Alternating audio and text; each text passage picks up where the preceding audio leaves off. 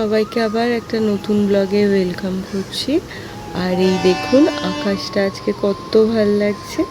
এখন ঘড়িতে বাজে প্রায় 8টা মতো, আর ওই দিক থেকে ট্রেন এসে হর্ন দিয়েই যাচ্ছে। তো চলুন আজকে আপনাদেরকে সাথে নিয়ে আজকের দিনটা শুরু করা যাক। তো এখানে দেখতে পাচ্ছ আমি 3টে বড় সাইজের পেঁয়াজ নিয়েছি, 2টো চপ করব আর একটা গোটা করব, আর রসুন নিয়েছি। তো এগুলো আগে কেটে বেছে নেওয়া যাক। তো এখন ঘড়িতে প্রায় 8টা মতো বাজে। আমি সকালবেলাতে ভাবলাম আগে আজকে রান্নার ঝামেলাটা সেরে তারপরে কাজ করতে বসা যাবে। এইবারে ওই জন্য সকালবেলাতেই আমি পেঁয়াজ কেটে নিচ্ছি। আর কালকে আমি ওই যখন বাজারে গেছিলো তখন না আমি বলতে ভুলে গেছিলাম যে ব্রেকফাস্টের জন্য ব্রেড বা ওটস কিছুই ঘরে নেই। তো ওই জন্য ভাবলাম যে তাড়াতাড়ি তাহলে লাঞ্চটা বানিয়ে নিই, তাহলে তাড়াতাড়ি আর কি খেয়ে নিলে দুপুরবেলায় মানে ব্রেকফাস্ট না করলেও অতটা অসুবিধা হবে না। তো এই জন্য আমি সকালে আগে পেঁয়াজগুলোকে কেটে নিচ্ছি কুচি কুচি করে। আর আমার না ওই পেঁয়াজ ছুরিতে কাটতে মানে অতটা ভাল লাগে না, কিন্তু ইদানিং দেখছি মানে ছুরিতে পেঁয়াজ কাটলে বেশ সময়টা বেঁচে যায়, আর এক সাইজেরও কাটা হয়, আর ভালোই হয় বেশ। তো এই যে দেখতে দেখতে আপনাদের সাথে কথা বলতে বলতে আমার একটা পেঁয়াজও কাটা হয়ে গেল। এরপরে এই পেঁয়াজটাকে 4 টুকরো করে রেখে দেবো, মিক্সিতে দিয়ে দেবো পেস্ট করে নেওয়ার জন্য। আর এই পেঁয়াজ কাটার সময় এত পেঁয়াজের ঝাঁজ হয় যে চোখ একদম জ্বলে একদম একসার হয়ে যায়। তো এই যে পেঁয়াজগুলো এখন কেটে আলাদা প্লেটের মধ্যে রেখে দিচ্ছি। রসুনগুলোকেও একদম কেটে নিচ্ছি, রসুনগুলোকে আগে ছাড়িয়ে নিচ্ছে আর কি। তো এটাও ওই মিক্সিতে দিয়ে আর কি পেস্ট করে নেব। আর আমার না এখন ইদানিং এই আদার একটা পাউডার ঘরে এনেছিলাম, ওটা আমার এত কাজে লাগে। ওই আদা কেটে আর বাটতে হয় না, ওই রান্নাতে পরিমাণ মতো চিমটে ওই আদাটা দিয়ে দিলে, ওই পাউডারটা দিয়ে দিলে রান্নাতে বেশ আদার টেস্টটাও এসে যায়, আর সময়টাও অনেকটা বেঁচে যায়। আর তার থেকেও বড় কথা এটা যায়ও অনেক দিন। আমার তো এই আদার পাউডারটা প্রায় 2 মাস হয়ে গেল চলছে, এখনও একটুকু মানে হাফও শেষ হয়নি। তো এই যে এই পেঁয়াজটা কেটে নিলেই আমার মোটামুটি হয়ে গেছে। তো এই পেঁয়াজটাও আর কি ওই বেরেস্তা করবো একটুখানি বলে ওই কুচি কুচি করে কেটে নিলাম।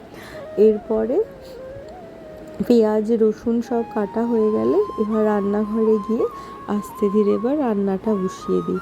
সকালে যদি তাড়াতাড়ি রান্না হয়ে যায় তাহলে যেন মনে হয় যে বেশিটা কাজই আর কি যেন হয়ে গেছে। তো এই জন্য সকাল সকাল উঠে রান্নাটা আর কি বসিয়ে দেওয়ার চেষ্টা করি। আর 2টো লঙ্কা একদম পেট চিরে দিয়ে দিচ্ছি। এমনি গোটা লঙ্কা রান্নায় বা ঝোলে দিলে তার টেস্ট কিন্তু বড্ড বেশি ভালো হয়। তো আমি রান্নাঘরে চলে এসেছি, এবার কড়াইতে একটুখানি তেল দিয়ে দিচ্ছি। এই কড়াইগুলো জানেন তো একটা মহা সমস্যার ব্যাপার হলো তেল যদি বেশি না দিয়েছেন তাহলে আর মাছ তোলা যায় না। এই জন্য ভালো করে গরম হওয়া অবধি অপেক্ষা করি, না হলে মাছগুলো তুলতে গেলে ভেঙে গেলে বড্ড বাজে দেখায়। তো এরপরে একে একে করে 3টে মাছ ছিল, 3টে মাছ কড়াইতে দিয়ে ভালো করে ভেজে নেব। আর এই মাছ ভাজতে গিয়ে আজকে আবার একটা কাণ্ড হয়েছে। এই মাছ ভেজে যখন তুলতে গেছি, তো ওই যে পাশে দেখুন আমি একটা খুন্তি ধুয়ে রেখেছিলাম, ওতে মানে একটু জল ছিল আর কি ধোয়ার জন্য।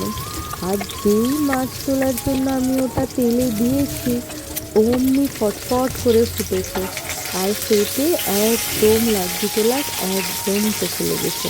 তো ওই জন্য সকালবেলাতে তো খুব মুশকিল হয়ে গেল, আর এতটাই লেগেছে যে আমি তাকাতেও পারছিলাম না কিছুক্ষণের জন্য। তো কোনো মতে ওই পেস্ট চোখে লাগিয়ে তারপর একটু বরফ দিয়ে তারপরে আর কি কাজ করছি। আর কি আমার মুখে বা চোখে কিছু লাগলে আমার বড্ড অস্বস্তি হয়। তো এই যে কথা বলতে বলতে মাছটাও ভেজে নিলাম, আর এখন কিন্তু আমি চোখে মুখে পেস্ট লাগিয়েই মাছটা আর কি ভাজছিলাম। তো এই হলো দুজনের সংসারে এই হলো বড় সমস্যা। একজনের যদি শরীর খারাপ হয় আর একজন যদি তখন কাজে ব্যস্ত থাকে তখন আর কি কাউকে হাতের সামনে পাওয়া যায় না। তো যাই হোক, আমি মাছগুলোকে তুলে নিই। আজকে জানেন তো ইচ্ছে আছে একটু বিয়েবাড়ির স্টাইলে দই কাতলা করার, ওই জন্যই আর কি এত কাটা বাটা সকাল থেকে শুরু করেছি। আর এই যে এবার মাছগুলোকে একে একে তুলে নিচ্ছি। আর আমি আর ওই কড়াইটা আর চেঞ্জ করবো না, এই কড়াইতেই একটু গোটা গরম মশলা ফোড়ন দিয়ে নেবো আজকে, দিয়ে এই কড়াইতেই রান্নাটা করবো। তাহলে ওই যে মাছের তেল ভাজার যে গন্ধটা, ওটা পুরোটাই আর কি মাছের ঝোলে ঢুকে যাবে। আর এই যে একে একে এবার মাছগুলো আমি তুলে নিচ্ছি। আর এরপরে এতে আমি ওই গোটা গরম মশলাটা আর কি দিয়ে দিলাম ফোড়ন হিসাবে। আর গোটা গরম মশলা দিলে এত সুন্দর একটা গন্ধ বেরোয় কী বলবো। এরপরে একে একে পেঁয়াজ কুচোগুলো এটার মধ্যে দিয়ে দিলাম। এবার এটা ভালো করে নাড়াচাড়া করে একটুখানি নুন দেবো। এতে না আমি ওই হলুদ গুঁড়ো দিইনি, দই কাতলা করবো তো, দই কাতলার রঙটা একটু সাদা সাদা থাকলেই যেন বেশি ভালো লাগে। শুধু টেস্টের জন্য একটুখানি জাস্ট ওই লঙ্কার গুঁড়ো একটুখানি দিয়েছিলাম। তো এটা ভালো করে মানে ভাজা ভাজা হয়ে যাক। যখন দেখবো পেঁয়াজটাতে ওই লাল লাল রঙ ধরে গেছে, তখন একটুখানি ওই মিক্সির মধ্যে ওই যেই পেঁয়াজটা ওই বাটবো বলে রেখেছিলাম, সেই পেঁয়াজ রসুন আর লঙ্কাটা একটু বেটে নেব। এরপরে কালার ধরার জন্য একটুখানি ওই শুকনো লঙ্কার গুঁড়ো এখানে আমি দিয়ে দিলাম। এটা কিন্তু কাশ্মীরি লঙ্কার গুঁড়ো, মানে কালারটা যাতে হয়। এরপরে গেছি ফ্রিজ থেকে দইটা আনতে। দইটা এনে কিছুক্ষণ রাখতে হবে। আসলে ফ্রিজে এত ঠান্ডায় দইটা থাকে যে ওটা যদি আমি সঙ্গে সঙ্গেই গরমের মধ্যে দিয়ে দিই, তাহলে আর কি টেস্টটা খারাপ হয়ে যেতে পারে। তো দইটা আমি বেশ কিছুক্ষণ বের করে রেখেছিলাম। আর এই যে এখানে না আমি একটু জল দিয়ে দিলাম। এত মানে ওই কষাতে গিয়ে ওই কড়াইতে এত মশলাটা লেগে যাচ্ছিলো, যেন একটু জল দিয়ে কষিয়ে নিচ্ছি। না হলে পোড়া পোড়া গন্ধ যদি খাবারে থাকে, তাহলে সেই খাবারটা খেতেও ভালো হয় না। আর এখন আমি দইটা ঢেলে দিচ্ছি।